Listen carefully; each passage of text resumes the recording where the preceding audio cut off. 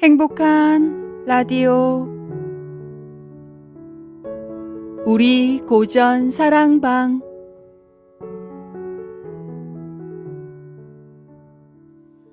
첫째 마당. 불로장수의 비밀.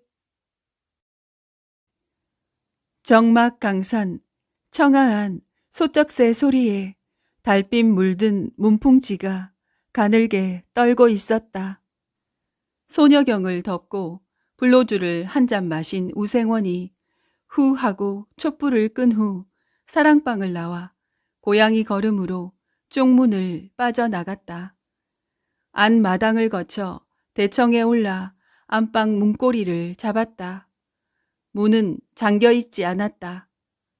단전 호흡을 길게 3번 하고 속으로 접이 불루를 계속 다짐하며 바람처럼 안방으로 들어갔다. 가벼운 기침 소리에 부인 소울댁이 벌떡 상반신을 일으켜 머리를 쓰다듬고 온 매무새를 고쳤다. 딱 한 달 만의 안방 출입이다. 지난번의 실패를 되풀이하지 않으려고 우생원은 접이 불루를 계속 외웠다. 옷고름을 풀기도 전에 소울댁의 몸뚱어리는 벌써 불덩어리가 됐다. 우생원은 서두르지 않았다. 과거를 볼 때 머릿속이 깜깜해서 식은땀을 흘리던 생각을 했다. 발정난 암고양이가 담장 위에서 울부짖는 소리는 윗목에서 나고 펄을 걸어가는 황소의 발자국 소리는 아랫목에서 났다. 숨소리도 가빠지고 발자국 소리도 빨라졌다. 안 돼, 안 돼. 또 실패했다. 우생원은 머리를 쥐어뜯었다. 이튿날 우생원은 집을 나서서 힘없는 발걸음으로 개울을 건너고 고개를 넘어 한나절 뒤 흑석산 동굴에 다다랐다. 흐르던 땀이 쑥 들어갔다. 운학 신선 도량, 컴컴한 동굴 속으로 우생원은 조심스럽게 들어갔다.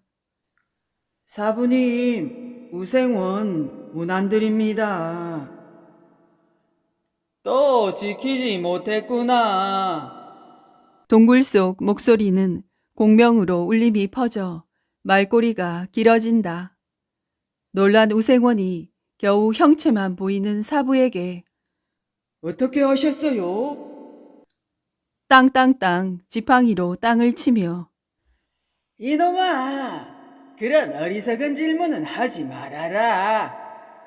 어찌나 크게 고함을 지르는지 메아리가 길게 이어졌다. 운학 신선 도량은 인간을 불로장수 신선으로 만드는 도장이다. 신선이 되는 길은 여러 단계를 거쳐야 하지만 가장 핵심이 되는 수련은 접이 불루다. 운학 선사께서 설파하는 요지는 방사는 하되 사정은 하지 말아이다. 우매한 인간들은 정을 가끔 배출해주지 않으면 썩든지 울체되어 해롭다고 생각하는데 접이 불루는 오히려 생기를 북돋고 노쇠한 기능에 활력을 불어넣어 젊음을 되찾아준다는 것이 운학선사의 지론이다. 운학선사의 실천 비기는 이렇다. 비가 오거나 천둥이 치거나 밤 안개가 자욱이 낀 날은 교접을 피하라. 심신이 피곤할 때도 여자 곁에 가지 마라. 냉한 곳에서 방사를 치르지 마라. 여자가 달거리를 할 때도 근방에 가지 말고 하얀 딸과 금음 딸이 떴을 때도 교접을 피하고 무더울 때는 더더욱 피해야 한다. 이 세상은 만물이 양기운과 음기운으로 나뉘어 서로 대치하고 화합하며 균형을 이루고 있는데 양이 음에게 기운을 뺏기면 천지 조화가 무너지고 양은 쇠약해져 늙고 병든다. 따라서 여자와 교접을 하더라도 양기를 뺏기지 마라. 교접 중에 생각을 멀리하고 단전 호흡으로 정이 설하는 것을 막아라. 운학선사가 목소리를 한껏 낮춰서 어찌하여 내 가르침을 거역하여 길을 날려버렸느냐? 우생원은 힘없이 말했다. 제가 어떻게 선사님의 가르침을 거역하겠습니까? 부인이 불덩어리가 되어 여분질을 하는 통에 제가 이를 악물고 딴 생각과 단전호흡을 해봤지만 허사였습니다. 운학선사는 긴 한숨을 쉬더니 니놈이 거금을 주고 산삼이다 우황이다 온갖 보약을 먹고 거북 바위 위에서 몇 날 며칠을 가부좌를 틀어 천지의 기운을 모으고 나의 설법으로 몸과 마음의 찌꺼기를 씻어내고 한 게 어젯밤이다. 내 놈이 정을 설함으로 모든 게 도로아미 타불이 된 거야. 우생원이 고개를 바짝 쳐들고 선사님, 지금부터는 아예 합방을 하지 않겠습니다. 3년이 흘렀다. 선사의 가르침에 따라 보름 동안 수행하고 하산한 우생원이 3일 후 비틀거리며 운학 신선도량 동굴 속으로 들어섰다. 그의 손에는 시퍼런 낫이 들려있고 입에서는 술 냄새가 진동했다. 운학인지 개학인지 이 새끼 어디 있어? 고래고래 지르는 고함 때문에 동굴이 무너질 듯 쩡쩡 울렸다. 니놈을 믿고 200년을 살려다가 마누라는 도망가버리고 어린아이는 제 어미를 찾아 울고 있다. 낫의 날이 목을 걸고 있어도 운학도사는 태연하게 야, 이놈아, 나의 사부님이 누군 줄 아느냐? 바로 너의 조부님이시다. 너의 조모님 묘지가 있더냐? 없지. 일찍이 가출하여 사라졌으니. 우생원은 술이 확 깼다.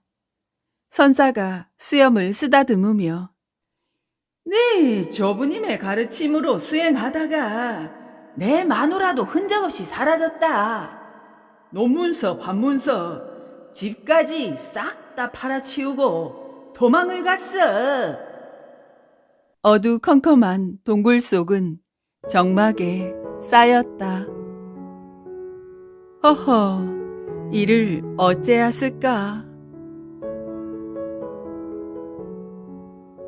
둘째 마당, 허벅지에 점 하나. 아저씨, 뭐 땜시로 나에게 가죽신을 사주고 요렇게 요리집에 데려와서 너비아니까지 사주는 거예요? 네가 예뻐서 그러지 임마. 성배는 빙긋이 웃으며 6살 새돌이 머리를 쓰다듬었다. 식혜를 먹다 말고 성배가 지나가는 소리로 누나하고 못 간 한 게 언제냐? 이상한 걸 물어봐 새돌이가 보름 전쯤 됐구만요. 라고 대답하자 성배가 누나 몸에 말하자면 뭐 이상한 거 있어? 한다. 있긴 있는데 그건 왜 물어봐요? 아, 그래. 그냥 심심해서 물어본 거야. 됐어. 이튿날도 성배는 서당 앞에서 기다리고 있다가 새돌이를 데리고 저작거리로 가 깨엇도 사주고 가죽 가방도 사주더니만 호빵집에 데리고 가 누나 몸에 이상한 게 뭐야? 나지막한 소리로 물었다. 비밀이에요. 새돌이가 키들키들 웃었다. 알려줄 듯 하면서 입을 다물자 성배는 날마다 새돌이를 데리고 저작거리로 나갔다. 새돌이가 찹쌀떡을 실컷 먹고 손바닥을 까닥까닥 하자 성배가 쫑긋 귀를 세우고 새돌이 입으로 다가갔다. 새돌이가 귓속말로 말했다. 우리 누나는요, 고추가 없어요. 성배는 어이가 없어 이를 악물고 알밤을 주려고 주먹을 꽉 쥐었다가 풀어버렸다. 오성배는 천석군 부자 오진사의 셋째 아들로 허우대는 멀쩡한데 행실은 개차반이다. 여러 처녀 망쳐놓더니 장가를 가서 아들까지 낳고도 그 버릇은 못 고쳤다. 호시탐탐 16살 새돌이 누나 세화를 노리고 있었다.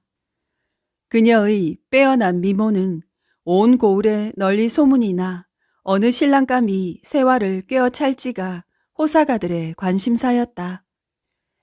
세화 어머니가 6해 전에 새돌이를 낳고 산후조리를 못해 이승을 하직하자 진즉에 과부가 된 세화의 큰이모가 핏덩이 새돌이를 안고 젖 동량을 다니며 키우고 이날 이때껏 살림도 꾸려왔다. 아직 36살밖에 안 된 큰이모가 계속 함께 살 수도 없고 올케가 곳간 열쇠를 차고 있는 친정으로 갈 수도 없다. 6해나 새돌이를 키워주고 살림을 살아준 은혜를 갚자면 살림 미천을 두둑이 줘서 보내야 할 텐데 넉넉하지 못한 살림이라 새와 아버지 걱정이 컸다. 가을과 시름이 함께 깊어갈 즈음 이상한 소문이 돌기 시작했다. 지난 여름 장마철 물레방앗간에서 성배가 새화를 쓰러뜨렸다는 것이다.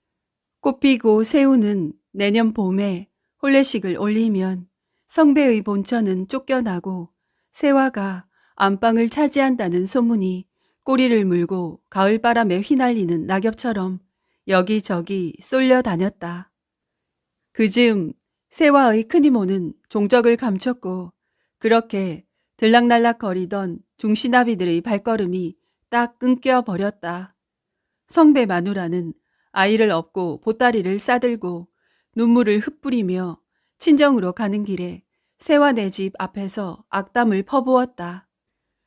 기고만장한 성배는 건달들과 주막에 진을 치고 앉아 새화를 쓰러뜨린 얘기로 개거품을 물었다. 서리가 내린다는 상강에 새화는 장옷을 뒤집어 쓰고 서리빨 같은 도끼를 품고 현청으로 들어가 동헌의 사또에게 솥장을 들이밀었다.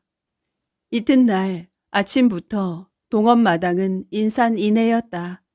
사또의 신문이 시작됐다. 지난 6월 20하루 물레방앗간에서 오성배에게 정조를 바쳤는가? 그런 일이 없습니다.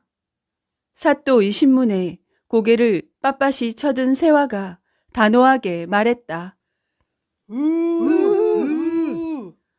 고을 사람들의 야유가 쏟아지고 성배가 피 묻은 적삼을 들고 나왔다. 이것은 그날 밤 바닥에 깔았던 소인의 적삼입니다. 어이구 저런. 구경꾼들의 탄성이 쏟아지자 의기양양해진 성배는 이방을 불러 귓속말로 세화의 사타구니 바로 왼쪽 허벅지에는 검은 점 하나가 있습니다. 라고 말했다. 놀란 토끼 눈이 된 이방이 동헌 마루로 올라가 사또에게 그 말을 전했다. 구경꾼 중에서 뽑은 할머니 셋과 사또의 안방마님이 세화를 데리고 동헌 뒷방으로 갔다. 세화는 서슴없이 치마를 올리고 고쟁이를 내렸다. 왼쪽 허벅지에 점 하나. 에이, 그 말이 맞네. 사또 안방마님과 할머니 셋이 이구동성으로 놀라서 소리쳤다. 놀라지 마십시오. 세화가 태연하게 물수건으로 허벅지에 점을 문지르자 점이 없어졌다.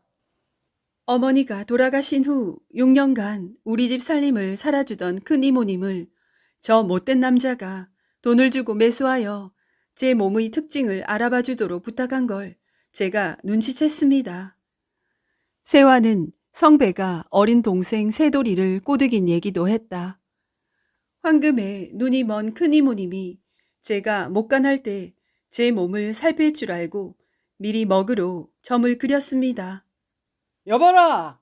저 흉악한 놈을 형틀에 묶어 곤장 20대를 안기렸다. 성배는 곤장 세대에 모든 걸 자백하고 적삼의 피는 닭피라는 것도 털어놨다. 성배는 옥에 갇혔다. 큰이모는 처음 성배의 꼬드김을 받았을 때 그대로 세화에게 얘기했었다. 세화는 고자질 돈을 올리도록 큰이모와 머리를 맞대고 꾀를 짜낸 것이었다. 성배로부터 거금 1000냥을 우려낸 큰이모는 흔적 없이 사라졌다. 셋째 마당, 원기를 물리친 원귀. 유시성을 가진 한 선비가 있었다. 그는 몸가짐이 바르고 글공부도 열심히 해서 나름 집안의 기대를 받고 있었지만 과거 시험에도 2번이나 낙방을 하는 등 노력에 비해서 하는 일마다 되는 게 없었다고 한다. 단순히 그의 노력이 부족했던 게 아니라 그를 따라다니며 괴롭힌 한 명의 처녀 원기가 그 원인이었다.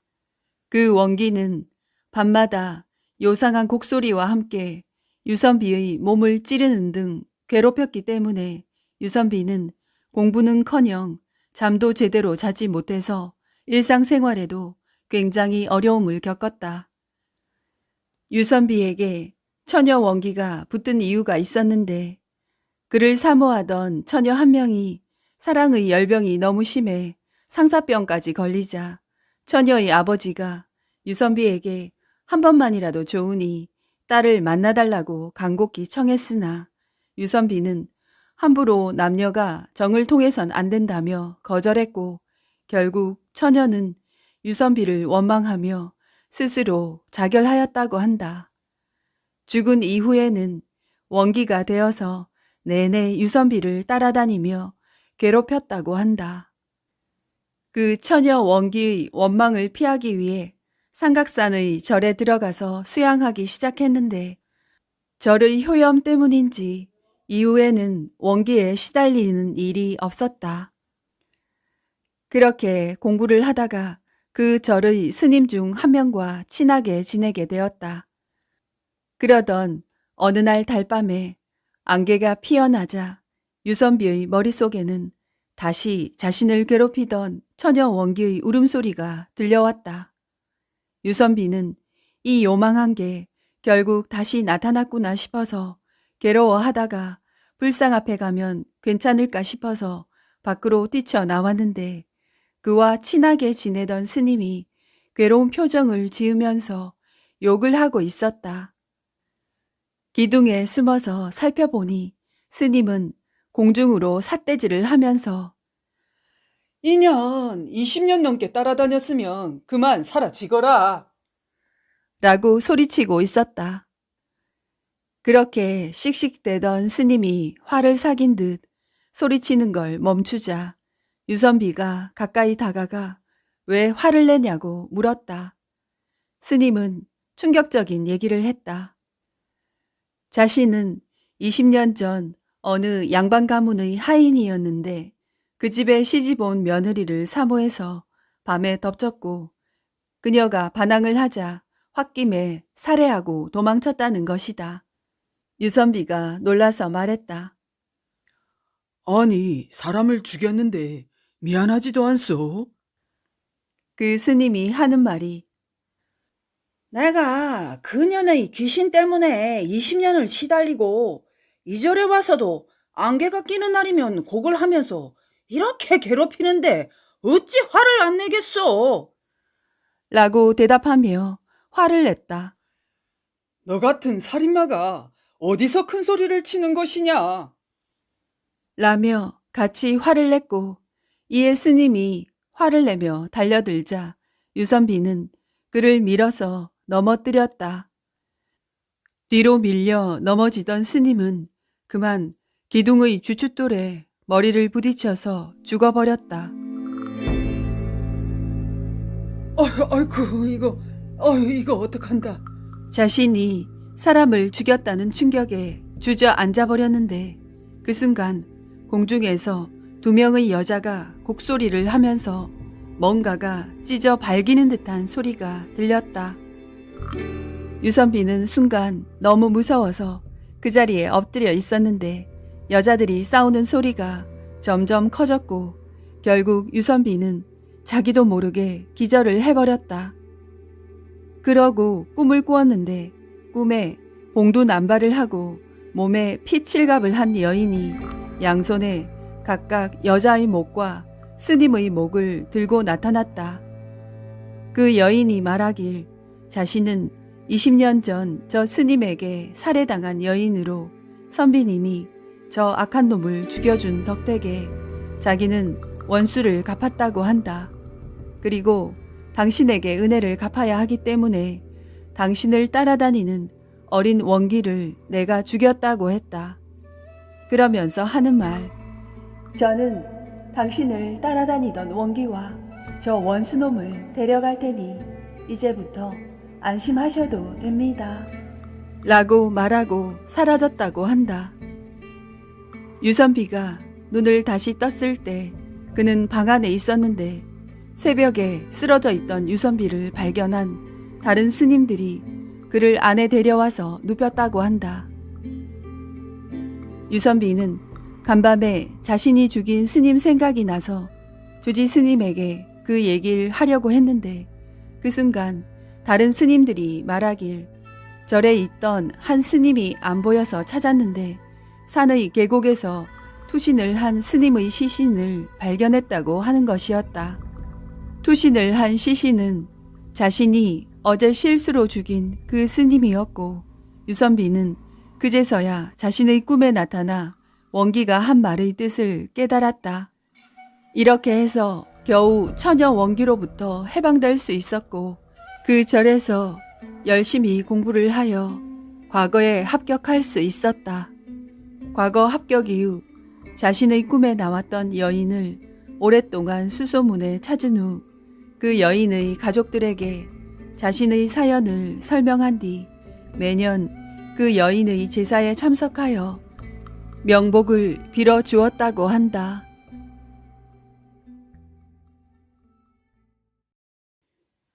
넷째 마당. 하늘의 그물은 넓고 넓어. 노가와 박가는 앞 뒷집에 살며 함께 서당에 다니고 발가벗고 물장구를 치던 형제보다도 가까운 불알 친구였다.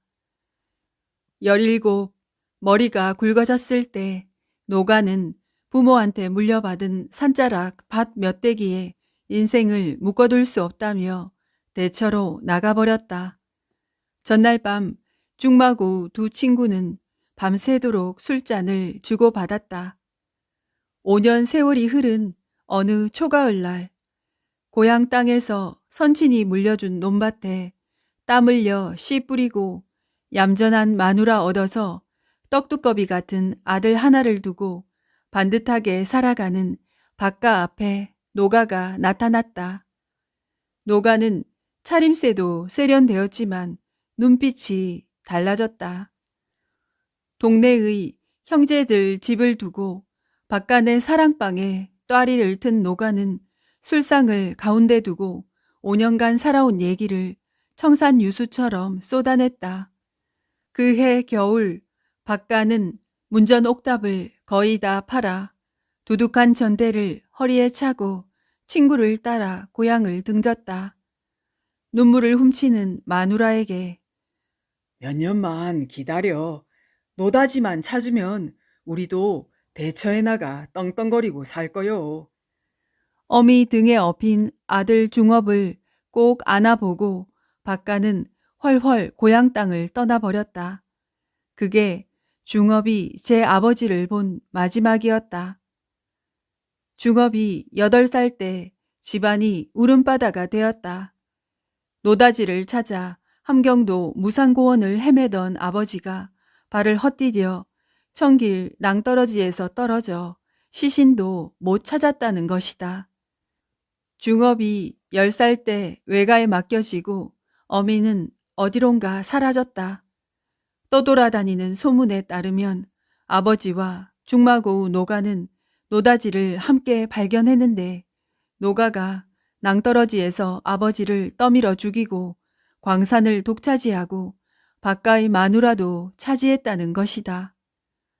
외할머니와 살던 중업이 어느 날 산에서 뗄나무를 하고 있는데 검은 두루마기의 낯선 남자가 나타나 시퍼런 단검 칼끝을 중업의 목에 대고 말했다.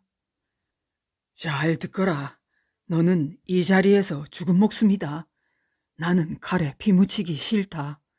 이 길로 멀리 도망가거라. 절대로 외가에 들르면 안 되고 앞으로 연락도 하지 마라. 네가 살아있다는 게 알려지면 너도 죽고 나도 죽는 거야. 날렵한 그 남자는 중업의 댕기머리를 싹둑 잘라 어디론가 사라졌다. 혼이 빠진 중업은 털썩 주저앉았다. 외할머니에게 말 한마디 하지 못하고 중업은 멀리 도망쳤다. 주막집 시동도 하다가 뱃사공 조수도 하다가 대장간 풀무질도 하다가 결국은 삭발하고 산속 조그만 암자에서 노스님 밑에 동승으로 자리 잡았다. 양지 바른 암자 쪽마루 턱에 앉아 중업이 물었다.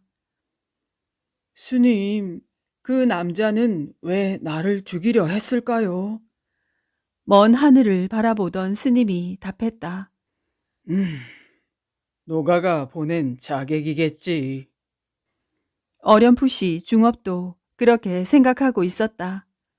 노다지를 발견한 후 박가를 낭떠러지에서 떼밀어 죽였다는 소문이 돌자 박가의 아들이 성장하여 제 아비 원수를 갚으러 올까봐 겁이 난 노가가 자객을 보낸 것이다. 그는 왜 나를 살려줬을까요? 아마도 노가가 수작을 부리는 걸 네 생모가 엿듣고 거금을 줘서 자객을 회유했을 거야. 중업은 대장간에서 곁눈질로 배운 대로 틈틈이 부엌에서 호미를 불에 달궈 단검을 만들었다. 네, 기어코 이 단검을 노가의 몸속에 깊숙이 꽂을 것이야. 원수를 원수로 갚으면 너도 같은 인간이 되는 것이다. 입이 닳도록 외는 스님의 말이 중업의 귀에 들어올 턱이 없었다. 중업은 암자에 박혀 있지만 노 스님은 탁발하러 며칠씩 대처로 나갔다. 아흐레 만에 돌아온 노 스님 입에서 곡차 냄새가 풍겼다. 관세음 보살, 관세음 보살. 하늘의 그물은 넓고 넓어 다 걸러내느니라. 암자 마루에 털썩 주저앉은 노 스님 왈. 대궐 같은 노가집에 탁발을 갖느니라. 박곡 같은 두 아들이 익사했더구나. 멱을 감던 아우가 물에 빠지자 형이 뛰어들었다가 둘 다 황천길로 갔어. 그 어미는 두 아들을 보러 가겠다고 목을 메고 나무아미타불. 생모가 목을 맸다는 소식에 중업은 눈물을 훔쳤다. 노가는 매일 밤 피를 한 요강씩 토한다네. 네가 그 칼로 목을 따주면 그의 고통은 편안하게 끝날 터인데. 중업은 바랑 속의 단검을 깊은 소 속에 던져 버렸다.